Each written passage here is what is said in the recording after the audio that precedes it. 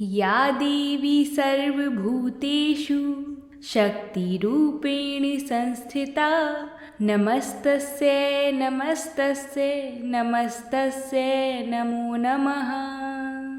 जय श्री कृष्णा दोस्तों, राधे राधे। आज हम नवरात्रि के तीसरे दिन पर दुर्गा सप्तशती का तीसरा अध्याय का श्रवण करेंगे। तो माता की कृपा से आप सभी इसका श्रवण भक्ति भाव और श्रद्धा पूर्वक करिएगा। और अगर आपको ये कथा अच्छी लगे तो कमेंट में जय माता दी जरूर लिख के जाइएगा। साथ ही वीडियो को लाइक जरूर करिएगा। हम आप सभी के लिए ऐसे ही व्रतों से जुड़ी कथाएं लाते रहेंगे। माता की कृपा हम सब पर बनी रहे। तो जोर से जयकारा लगाते हुए बोलेंगे, जयकारा शेरा वाली दा, बोल सांचे दरबार की जय। जगदम्बा की श्री अंगों की कांति उदयाकाल के सहस्त्र सूर्यों के समान है। वह लाल रंग की रेशमी साड़ी पहने हुए उनके गले में मुंडमाला शोभा पा रही है। दोनों सतनों पर रक्त चंदन का लेप लगा है। वह अपने कर कमलों में जप मालिका विद्या और अभय तथा वर नामक मुद्राएं धारण किए हुए हैं। 3 नेत्रों में सुशोभित मुख अरविंद की बड़ी शोभा हो रही है। उनके मस्तक पर चंद्रमा के साथ ही तथा वह कमल के आसन पर विराजमान है। ऐसी देवी को मैं भक्ति पूर्वक प्रणाम करता हूँ। महर्षि मेधा बोली, दैत्यों की सेना को इस प्रकार तहस नहस होते देख महादैत्य सेनापति चिक्षुर क्रोध में भरकर अंबिका देवी से युद्ध करने के लिए आगे बढ़ा। वह असुर रणभूमि में देवी के ऊपर इस प्रकार बाणों की वर्षा करने लगा जैसे बादल मेरुगिरी के शिखर पर पानी की धार बरसा रहा हो। तब देवी ने उसके बाणों से उसके बाण समूह को अनायास ही काटकर उसके घोड़ों और सारथी को भी मार डाला। साथ ही उसके धनुष तथा अत्यंत ऊंची ध्वजा को भी तत्काल काट गिराया। धनुष कट जाने पर उसके अंगों को अपने बाणों से बींध डाला। धनुष, रथ, घोड़े और सारथी के नष्ट हो जाने पर वह असुर ढाल और तलवार लेकर देवी की ओर दौड़ा। उसने तीखी धार वाली तलवार से सिंह के मस्तक पर चोट करके देवी की भी बायरी भुजा में बड़े वेग से प्रहार किया। राजन, देवी की बाह पर पहुंचते ही वह तलवार टूट गई। फिर तो क्रोध से लाल आंखें करके उस राक्षस ने शूल हाथ में लिया और उसे उस महादैत्य ने भगवती भद्रकाली के ऊपर चलाया। वह शूल आकाश से गिरते हुए सूर्यमंडल की भांति अपने तेज से प्रज्वलित हो उठा। शूल को अपनी ओर आते देख देवी ने भी शूल का प्रहार किया। उससे राक्षस के शूल के सैकड़ों टुकड़े हो गए। साथ ही महादैत्य चिक्षुर की भी धजिया उड़ गई। वह प्राणों से हाथ धो बैठा। महिषासुर के सेनापति उस महापराक्रमी चिक्षुर के मारे जाने पर देवताओं को पीड़ा देने वाले चामर हाथी पर चढ़कर आया। उसने भी देवी के ऊपर शक्ति का प्रहार किया, किंतु जगदम्बा ने उसे अपने हुंकार से ही आहत एवं निष्प्रभ करके तत्काल पृथ्वी पर गिरा दिया। शक्ति टूटकर गिरी हुई देख चामर को बड़ा क्रोध हुआ। अब उसने शूल चलाया, किंतु देवी ने उसे भी अपने बाणों द्वारा काट डाला। इतने में ही देवी का सिंह उछलकर हाथी के मस्तक पर चढ़ बैठा और उस दैत्य के साथ खूब जोर लगाकर बाहु युद्ध करने लगा। वह दोनों लड़ते लड़ते हाथी से पृथ्वी पर आ गए और अत्यंत क्रोध में भरकर एक दूसरे पर बड़े भयंकर प्रहार करते हुए लड़ने लगे। तदंतर सिंह बड़े वेग से आकाश की ओर उछला और उधर से गिरते समय उसने पंजों की मार से चामर का सिर धड़ से अलग कर दिया।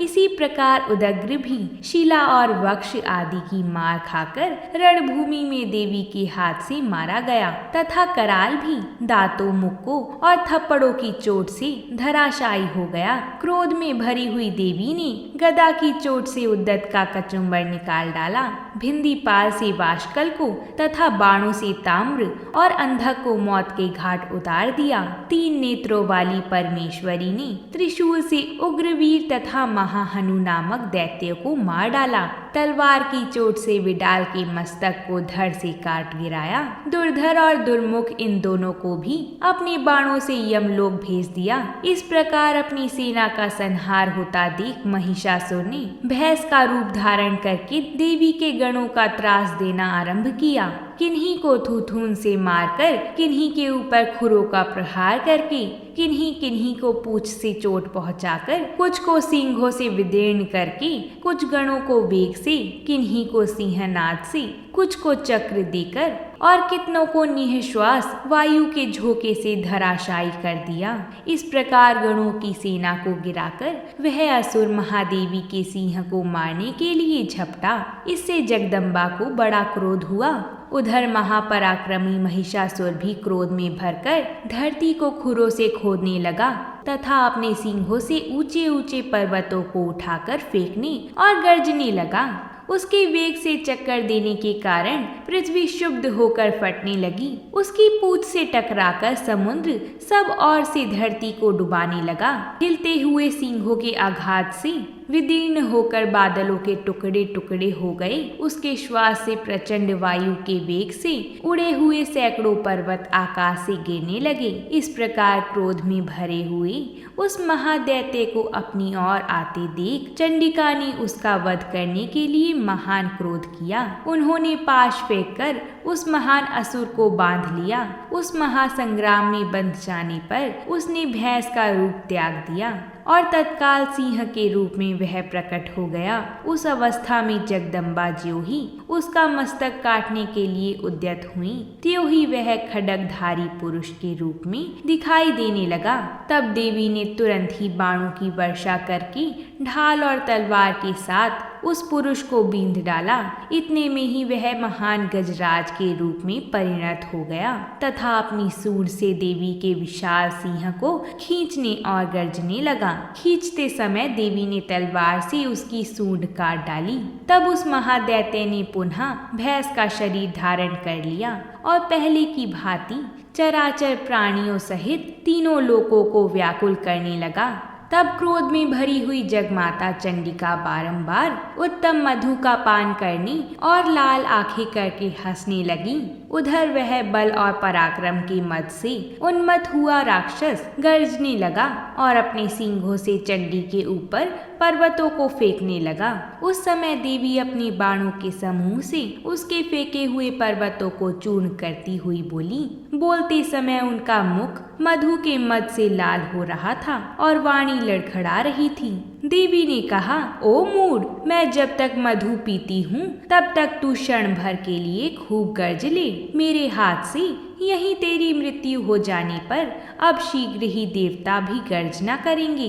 ऋषि कहते हैं, यों कहकर देवी उछली और उस महादैत्य के ऊपर चढ़ गईं। फिर अपने पैर से उसे दबाकर उन्होंने शूल से उसके कंठ में आघात किया। उनके पैरों से दबा होने पर भी महिषासुर अपने मुख से अभी आधे शरीर से ही वह बाहर निकलने पाया था कि देवी ने अपने प्रभाव से उसे रोक दिया। वह महादैत्य देवी से युद्ध करने लगा। तब देवी ने बहुत बड़ी तलवार से उसका मस्तक काट गिराया। फिर तो हाहाकार करती हुई दैत्यों की सारी सेना भाग गई तथा संपूर्ण देवता अत्यंत प्रसन्न हो गए। देवताओं ने दिव्य महिषासुर के साथ दुर्गा देवी का सत्वन किया। गंधर्व राज गाने लगी तथा अप्सराएं नृत्य करने लगी। इस प्रकार श्री मार्कंडेय पुराण में स्वर्णिक मनवंतर की कथा के अंतर्गत देवी महात्म्य में महिषासुर वध 3रा अध्याय पूरा होता है। जयकारा शेरावालीदा, बोल सांचे दरबार की जय। दुर्गा सप्तशती का 4था अध्याय आप सभी को हमारे चैनल पर कल 4 बजे मिल जाएगा। माता की कृपा से आप सभी उसे जरूर सुनिएगा और जाते जाते कमेंट में जय माता दी जरूर लिख कर जाइएगा, जिससे हमें पता चलेगा कि आप सभी ने संपूर्ण कथा सुन ली है और साथ ही हमें आपका सहयोग और प्यार भी मिलता रहेगा। तो प्रेम से बोलिए जय माता दी।